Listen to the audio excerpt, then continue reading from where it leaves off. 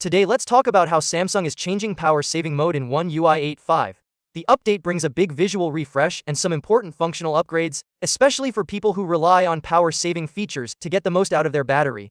If you've used One UI for a while, you'll notice that Samsung isn't just giving the battery page a new look, it's also changing how power saving actually works behind the scenes. First, the battery information screen in One UI 8.5 looks completely different. It's cleaner, better organized, and easier to understand at a glance. You can quickly check your battery health, estimated usage time, and power consumption without digging through menus. This new layout makes the whole experience feel smoother and more modern. But the biggest changes happen inside power saving mode. Until now, power saving on One UI was handled through a bunch of toggles. You could limit CPU speed, lower the screen brightness by 10%, drop the refresh rate to 60 Hz, enable dark mode, and set the screen timeout to 30 seconds.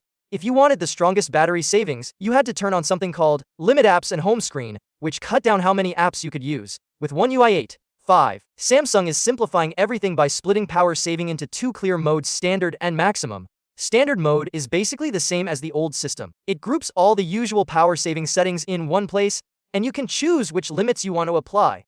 There's nothing new here in terms of behavior, but the cleaner layout makes it easier to manage. The real upgrade is in Maximum power saving mode. This mode replaces the old Limit Apps and Home Screen option, but it's now much more flexible. Before, Samsung only let you pick up to 4 extra apps that could run in maximum power saving mode.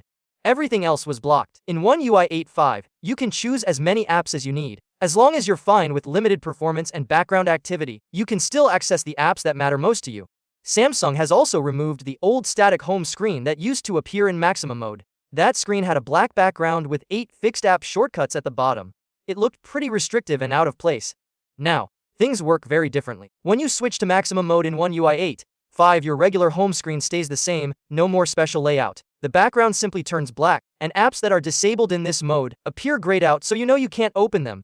Your app drawer also stays available, which makes the whole experience less confusing and more convenient. Another subtle but useful change is how Samsung now lets you switch between standard and maximum modes at any time. In older versions of One UI, you had to choose your settings before turning power saving on. Once it was active, you were locked in, unless you turned the whole mode off and set it back up. One UI 8.5 removes that limitation. If you're already using standard mode and your battery is running low, you can move to maximum mode instantly. And when you're done, you can switch back just as easily. These changes may seem small, but they make power saving mode more flexible and less frustrating, especially for users who switch modes often or need more control over which apps stay active. It's worth mentioning that everything we're discussing comes from the first beta of One UI 8.5.